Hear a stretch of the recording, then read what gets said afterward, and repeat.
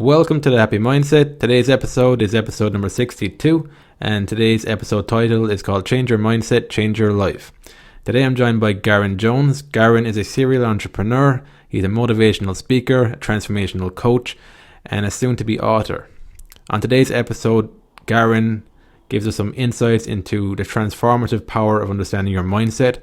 He shares some lessons around the importance of reading books that will nourish both your mind and your soul, how repeating books and repeating reading can lead to you internalizing it subconsciously as well. There's some interesting insights he shares around that. Garrain's got a colorful story. There's some darkness, there's some light to it. Growing up, he grew up in a very unstable environment. He had an alcoholic father who was murdered when he was only 12 years old. At one stage, he was sentenced to 12 years in a French prison for smuggling drugs. He went from being homeless and broke for years to landing $500,000 record deal with Ludacris's label, where he wrote for artists like Chris Brown and Jordan Sparks. So on this episode, Garrain shares the knowledge and the wisdom he's acquired through experience.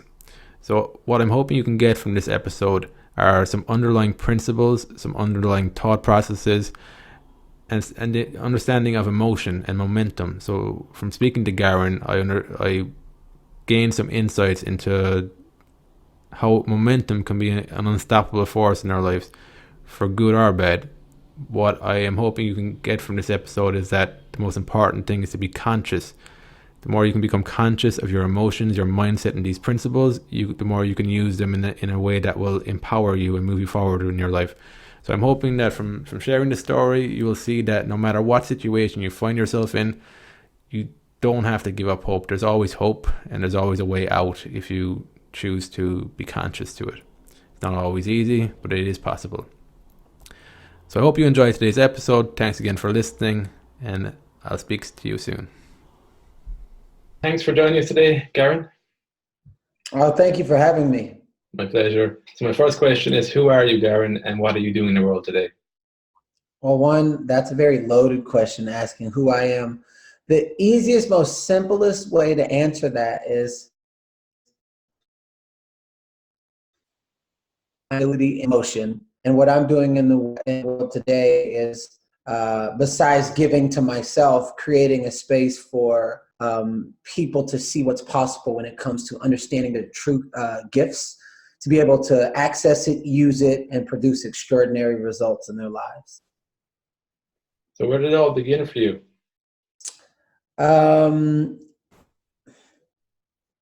That again is a loaded question, but I say the first step in me understanding that there was much more to life than what life had handed me, which was a very hard life, was when I got healthy in 2011. Because I come from I don't know if you know anything about Texas, but it's like in the South, people eat fatty foods, fried foods, and that's the everyday normal. So growing up in a household where that's all I ate, I didn't know any better, and I didn't know how much your diet and your health can affect the way that you think, your heart, all of those things.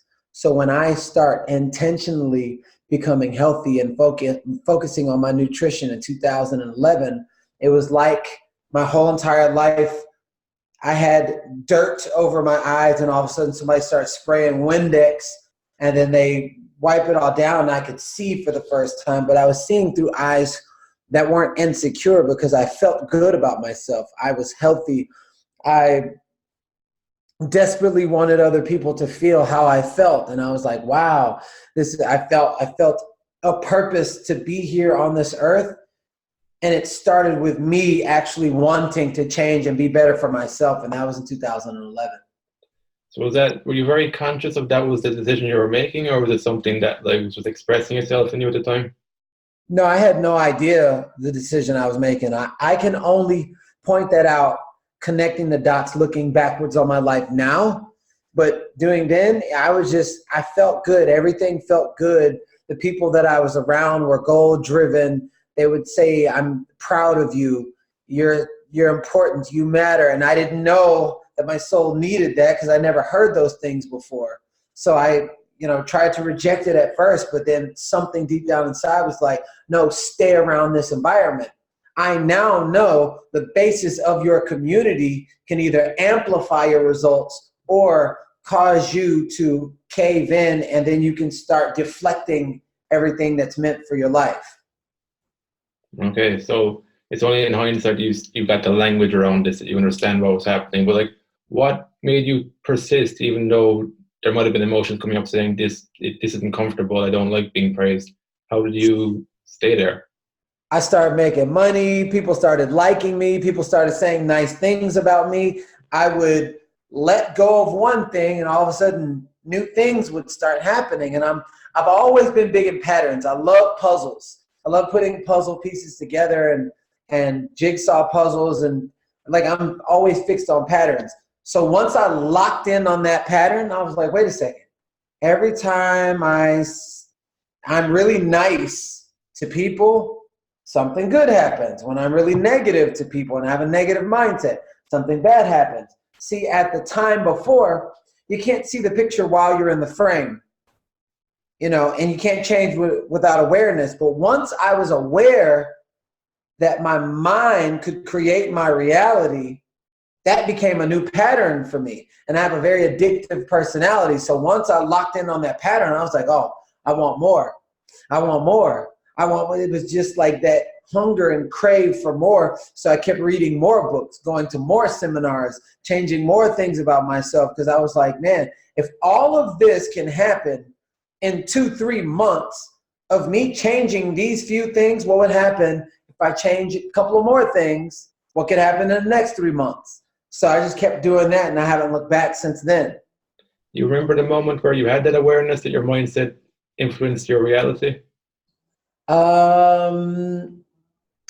I would say the seed that opened that up for me was I was just getting started in the health and wellness field, just taking control over my health and reading positive books and doing my daily affirmations. And, there was a guy who, on the surface, he was my angel. I see a homeless guy at the gas station who asked me for money. And I said, you have more money than me. And he said, change your mindset, change your life. And in that moment, it stopped me in my tracks. And it just made me start thinking just about life in general. I'm like, man, so if my mind is set on something, then that's why the result is what it is. So if I do different with the same circumstance, then my life will change. And I just kept playing with that. That became a new puzzle for me. You empty out the puzzle set. You don't just get the pieces right away. You just start configuring, and then you place it. And I just kept saying, change your mindset, change your life. So I was playing with it throughout the day. If I normally didn't wake up in the morning and I was lazy, change your mindset, change your life. Then I would wake up. If I normally wasn't healthy, change your mindset, change your life. Then I would start taking small steps towards being healthy. If I normally was at a nightclub and out till 4 o'clock in the morning, change your mindset, change your life. Now I'm going different places and doing different things with my time and waking up early. And all of that was a result of, it was just the starting process to see what life would be like as a different human being. And even in the Bible, it says, be transformed by the renewing of your mind. That is, change your mindset, change your life. I didn't know that, but I just know that every time I was doing different with the same circumstances, something in my life would alter. So I just kept following the yellow brick road, and that was leading to more and higher and quicker and faster, stronger. I was learning more about myself. Well, I got in the habit of it. When did you get into reading? You seem to be a big reader now. Yeah, I'm a big reader now. And I'd always read, like even when I was in prison, I read over 275 books, but I didn't know that what I was reading was controlling my reality. So I would just do it because it made me feel better about myself, but I wasn't aware of what was happening. So anytime I would read a book, all this good stuff would happen, like a good positive book or a book, Contagious Generosity, The Power, Think and Grow Rich with Peace of Mind, The Power of Positive Thinking, whatever that is. I would start being the book, not knowing. It wasn't until I surrounded myself around the healthy, active lifestyle community, and I went to like a personal development seminar that one of the speakers on stage said, "You read every day. Leaders are readers." And I'd never heard anything like that. And I'm like, oh, that makes sense. Every time I'm not reading, all this bad stuff happens. So if my mind was a garden, you got to renew the garden every day. You tend to the garden every day. If you don't tend to the garden, the weeds will creep up. So the weeds of my past will come back and haunt me if I wasn't constantly renewing my mind with reading and learning and growing and application. The application.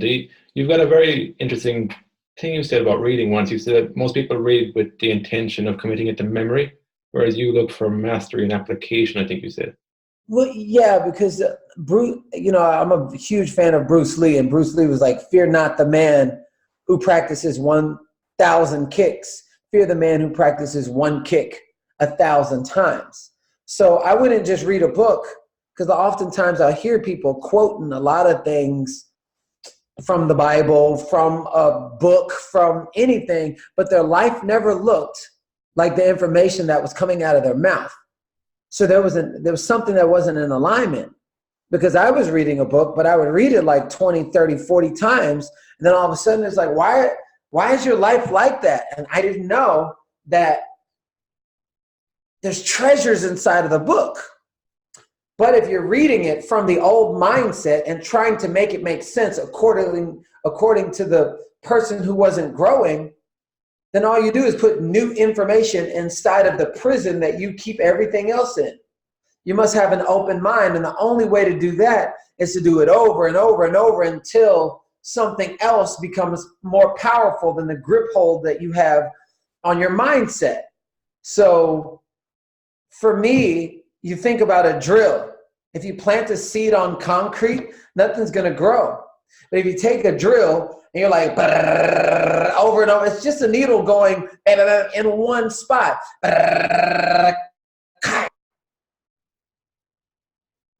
In the cement, under cement, dirt and soil, the seed falls through, something can actually grow. Our mindset is mindset, meaning your mind is set on something. Boom, is the same way until it cracks open. And now when you listen to things, you're listening to it from a different perspective, because you've become a different person. Is there any key mindset shift that you've had in your life where you can remember it viscerally, that there was a crack that opened from it? Oh, my fiance moving into my house 2 weeks ago. That was by far one of the most difficult things, because typically you see couples and one of them is much stronger mindset than the other. The other one is like appears to be weaker. And this is not for everybody, but you can typically see who wears the pants. My fiance is just as powerful as I am, if not more powerful. So it's like two power forces in one spot. Now, here's the unfortunate but fortunate thing. It was my house. I own it. It's in my name. I bought the house. Now she moves in. She didn't feel like she fit. Because of all the work that I've done, I realized she can't be in a place where it's all my stuff. She's got to have her own, because there's a reason why she's so powerful. So in that moment, I chose to surrender. I didn't choose to be right. You can choose to be right, or you can choose love. Even though I was in the right, because it is my house, I actually chose love.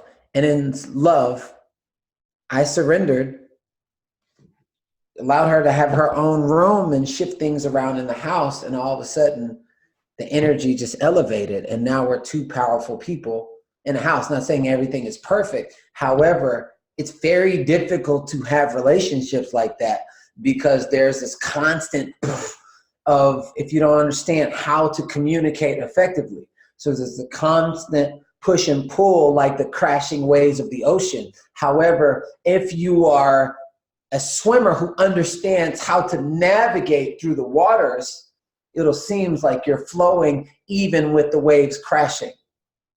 Mm. So that was 2 weeks ago. Were you always a good communicator, or is that something you learned? Absolutely not. Mm. No, I was very selfish. I thought about myself. In high school, I was in special education. I had a learning disability. What would normally take you 4 days to learn would take me 6 months to learn. And so I would have to do things over and over and over and over and over. And I guess that's how I even developed the habit to read books over and over and over and over and over, because it's part of my domestication to do it until I get it. So you've turned that into strength. I turned my, go ahead. Was that through experience that you learned to turn that into a strength, that looking backwards now you can see that, rather than something you intentionally did at the time? Looking back on it, I turned it into a strength. I don't feel like anyone has a disability. It's whatever you make of it. And even right now, my brain still, it's, when new things come about, it's an automatic shutdown. But that's pasthood child conditioning. And so when I do something over and over and over and over and over and over and over, then it's about having the awareness so that you can make different choices, and that you don't operate off of your default, which is childhood. Oh, I can't do this. Oh, it's too hard. Oh, you don't understand. Yeah, because that's not going to get you anywhere. So is your relationship different nowadays with that initial difficulty that comes up in the brain when you're faced with something new or something unknown?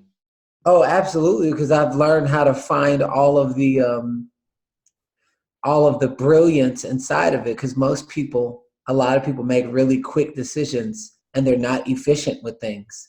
I don't make quick decisions. I make decisions like this. So it may take me a longer time, but when I actually do it, they're like, oh my God, how did you do that so fast? I never focused on fast. I just focused on being focused.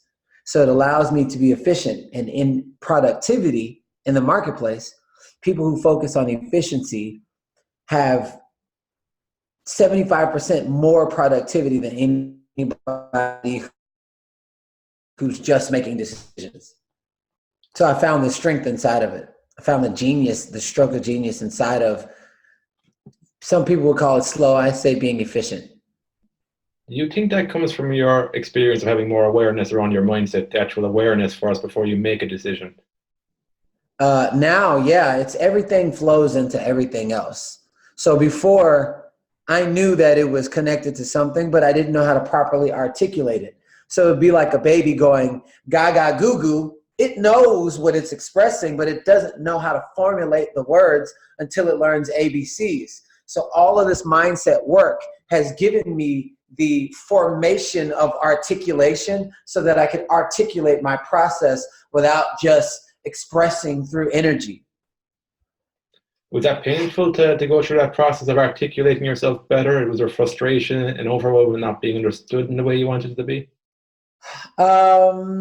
No, it wasn't, because I was so used to getting picked on my whole life, and I was so used to being the underdog my whole life that it was just something I was used to. When you're used to something, you become numb with emotions.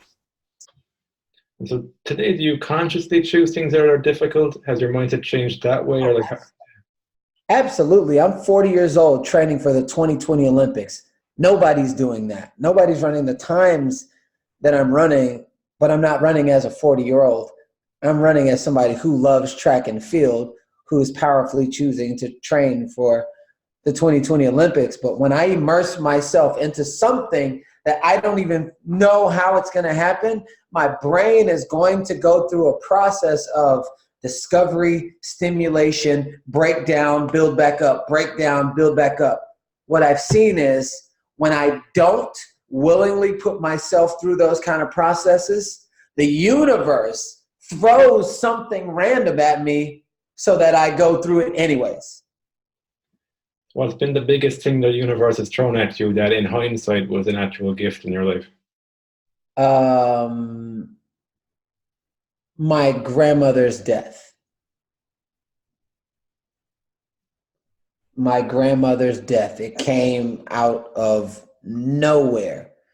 And the 2 years prior, not saying that it wouldn't have happened, but we live life in seasons. Every season, which is my growing season, somewhere around like December, January, February, March, there's always something that I'm growing through. Whether it be developing the relationship with my daughter, whether it be something that's happened in my business, or when I actually go out and throw myself in a 40-mile run, my mind goes to the same place. How am I going to get out of this? Oh, and then I learn and I craft myself and I just go to training over and over and over. All of a sudden, the person who wasn't a long distance runner in high school or college is now running 40 miles without stopping, 36 miles over a mountain without stopping. And the person who completes that was not the person who started that. So the person who went through my grandmother's, just mourning my grandmother, where it seemed like it came out of nowhere, that was very, very difficult for the family, very difficult for me. But the person who was able to have compassion and be the strong one in the family, because everybody's like, oh, don't go, don't go. My grandmother lived a full life.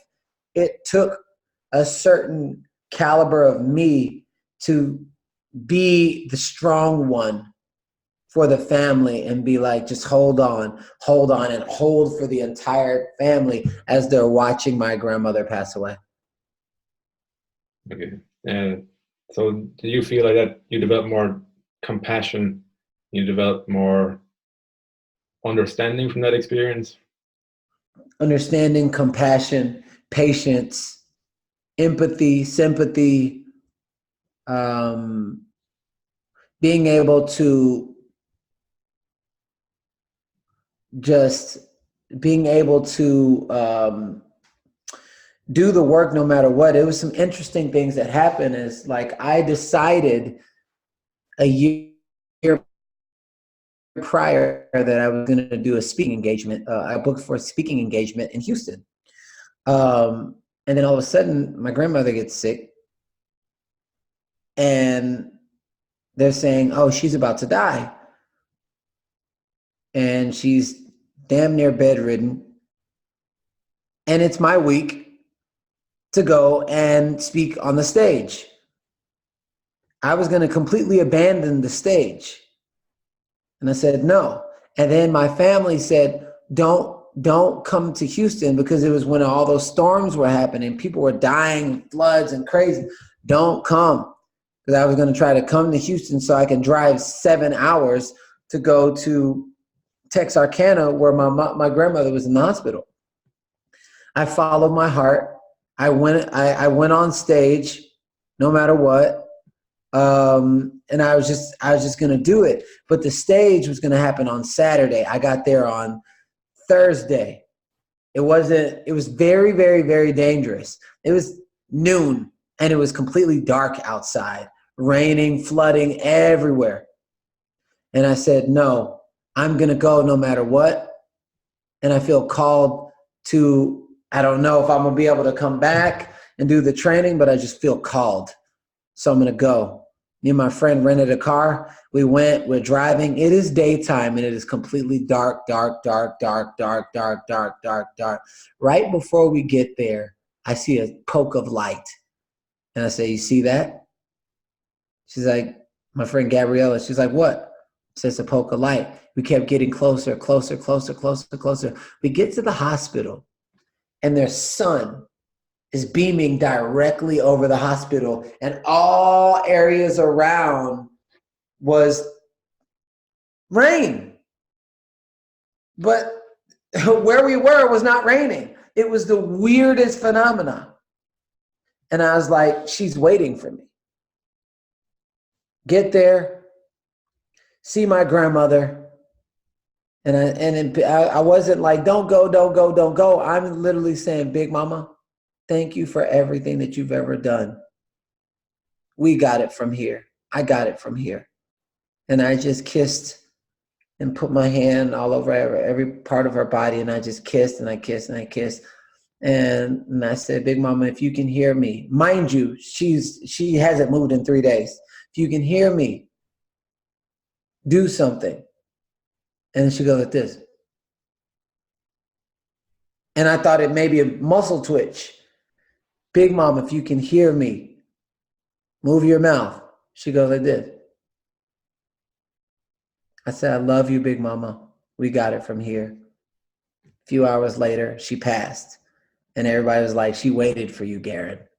And Garrain said, trust the process. Everything will work out according. And I was able to get back. All of a sudden, the sun starts coming out. Next day, I was on stage. Did you always have that amount of faith and a willingness to follow your heart?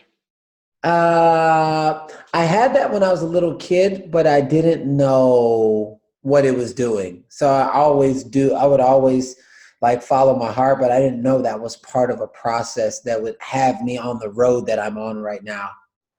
When did you talk a little bit about the inner child? When did you learn to reconnect with your inner child again, and what changed in your life when you did? You know, when I was a little kid, my dad, he was an alcoholic, drug dealer. I was 5 years old, and it was a Christmas party, and all the kids were in front of the families, like singing certain songs that was on MTV. Well, Michael Jackson's Moonwalker came on, and I wanted to do that. And then I started singing and dancing. Everyone, damn near everybody in my family is like, oh, Garrain, you can't sing. You can't dance. And then my dad goes, hey, don't you ever tell my son he can't do anything. He was drunk. So whatever it was able to cut through whatever his issues were and have him share. Don't you, Garrain, if you love it, you do it. You do what makes you happy. You follow your heart. And I never forgot that. And what I've noticed is every time I do what I love, magical things happen in the world. To singing, when I got back to dancing, when I got back to drawing, just having fun with life. I love hiking. I love pandas. I love those things. It seems like I'm activated. So here's the visual I have.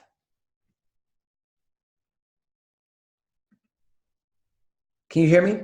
Yeah. Here's the visual I have.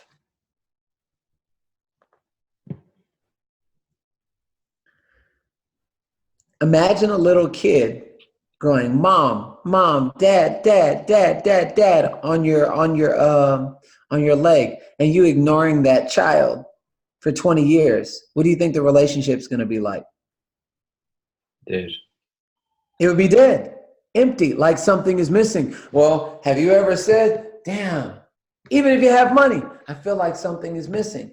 Because you might be doing a job that you don't really love and doing it for the money, but your spirit's not happy. I feel like something is missing. Why do people have all this stuff? Put a bullet into their brain because they have everything but themselves. Now, I realized that when you're born, it comes attached with something. You come over to this earth with something. See a little kid, he goes to the tennis racket. It goes to certain things and starts loving things on its own before it gets influenced by society. Well, in my opinion, I feel like the things that you loved as a child is connected to your spiritual umbilical cord to heaven. And every time you access those things, it wakes up a certain kind of frequency and energy inside of you. And when you do that, you're fully present in yourself. Not for work purpose, but for your soul purpose. Like there's a soul in the skin, you know? Your humans having your spirit's having a human experience. So it's like when you activate what's in your spirit, which is connected to your heart, it's the most powerful frequency in the world. You think it wouldn't help you and guide you in a certain way? So most people don't do things that's connected to their heart. That's why they die long before their physical death. So your inner child, when it gets nourished and loved and supported and everything, that's when you start feeling alive and having that energy. Watch little kids play. They can play for hours. That same little kid is inside of grown-ups. However, most grown-ups forgot what made them happy, and they do what everybody else wants them to do instead of honoring their soul's calling. When did you see the prison in your own mind? When did you start realizing that you were living in a prison of your own mind and connecting When with I your heart? I was actually in prison. So when I was in prison from 2003 to 2005, I remember being in there and stopping myself and saying, oh my God. When I was free, quote unquote free, I used to say, I feel like I'm in prison, far away from where I'm supposed to be.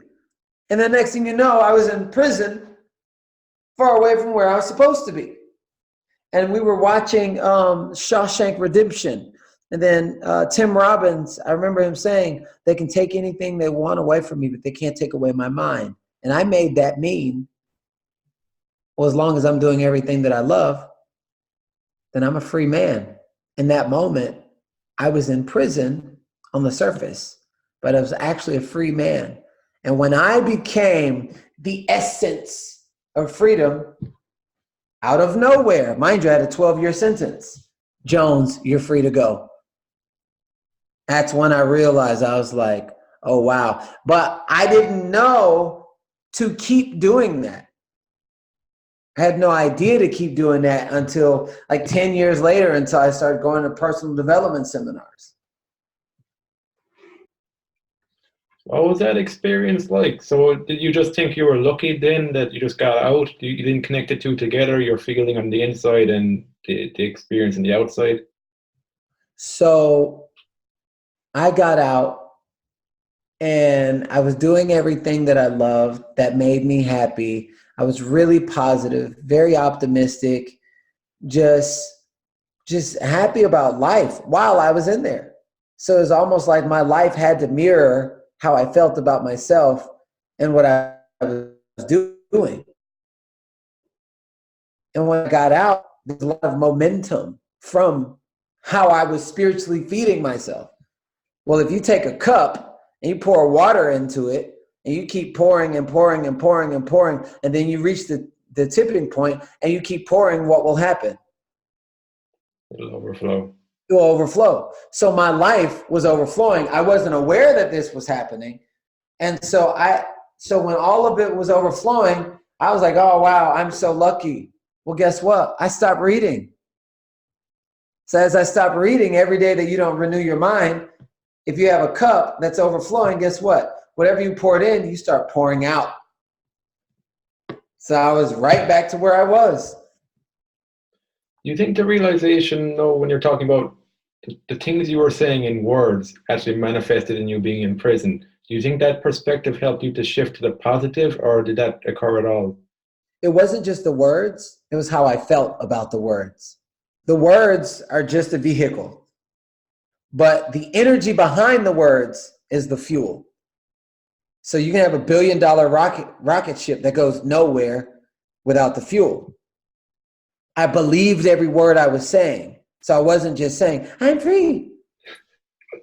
Yeah. I felt from the depths of my soul, I was a free man. The experience, I'm guessing. Yeah. Yeah. So what happened after that? I don't think things fully changed around after that because you didn't have the awareness of what actually happened there. What happened in your life after you got out of prison? I had a lot of momentum from that.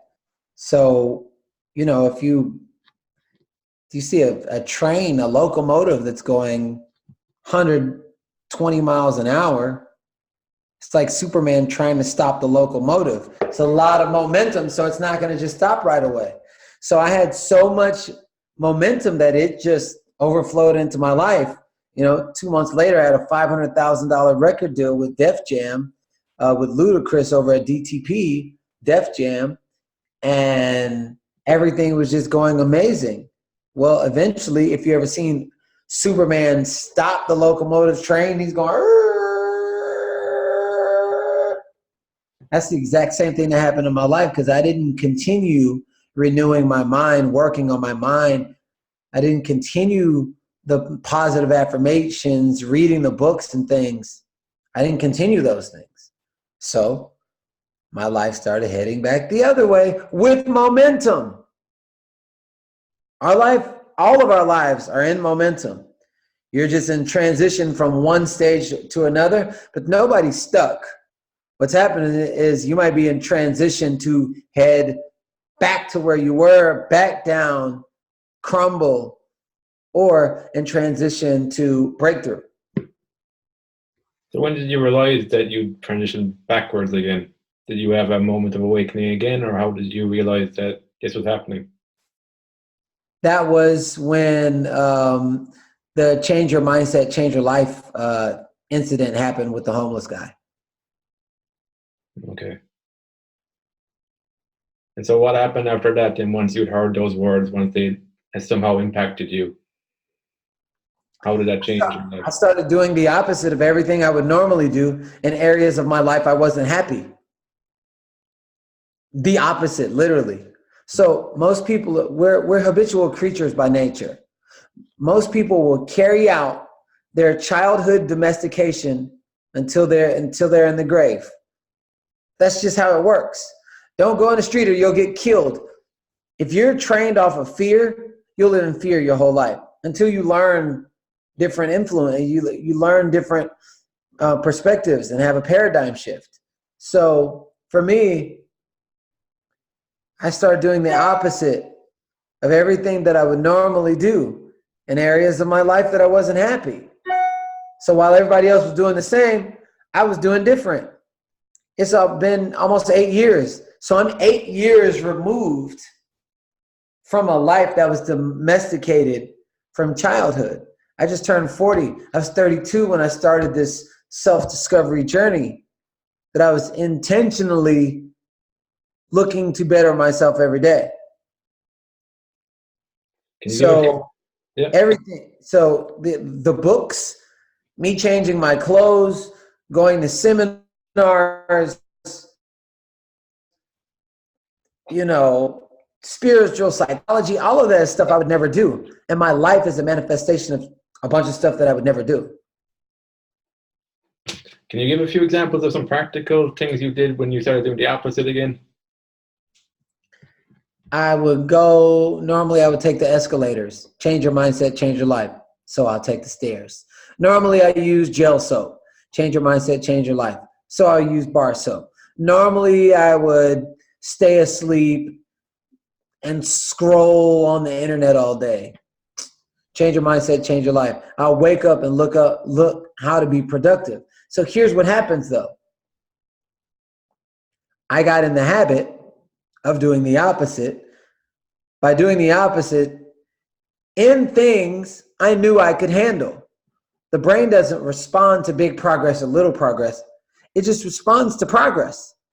And it will assume whatever you continuously focus on. It'll become that. Well, I kept doing the opposite. And no, I'm not going to go to the seminar. Change your mindset, change your life. So I go to the seminar. Here's something that gave me a breakthrough. So just look at the areas of your life where you say, I don't feel like doing this. Mm-hmm. Like baby steps build up into more momentum again. Yeah. So, what was I going to say? No, I like that doing the opposite of things, the small things. I think I started doing that a few years ago as well, and at the time it felt really, really small, but it does get you into a different pattern again. Like you talked at the start about patterns. I'm a big fan of that as well. So you've written a book as well, Change Your Mindset, Change Your Life? Yeah, it'll be out in the next 2 months. Do you think reading all the books that you've read and your life experiences, have they helped you to write the book, or was it something you always wanted to do?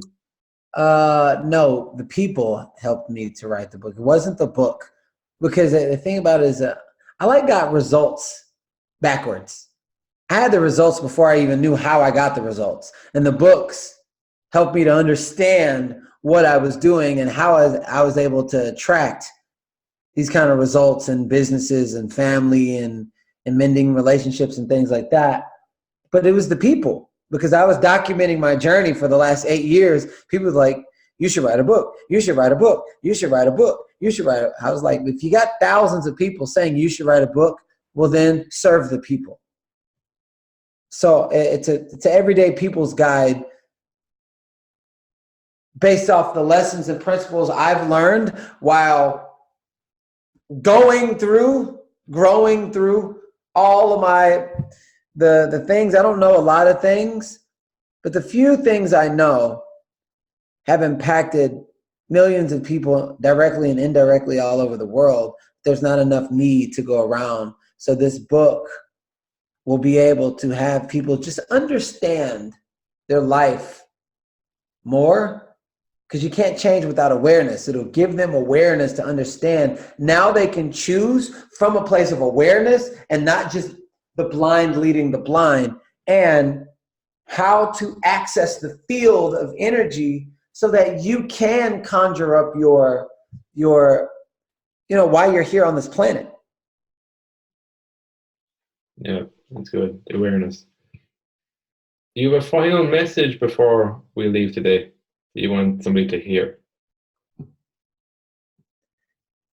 If you feel anything during this interview, or you've been feeling a nudge to do something, like a little voice is saying it told you to do something and you haven't done it, that nudge is actually pointing you in the direction. It's like your spiritual calling pointing you in the direction that's going to grow you the most and lead you to a place that's going to have you connect with your higher self and achieve results you never thought you would achieve. Even if it doesn't make sense, if you feel the nudge from within, that is the point. You don't wait for outside influences. It's something within that's talking to you every day.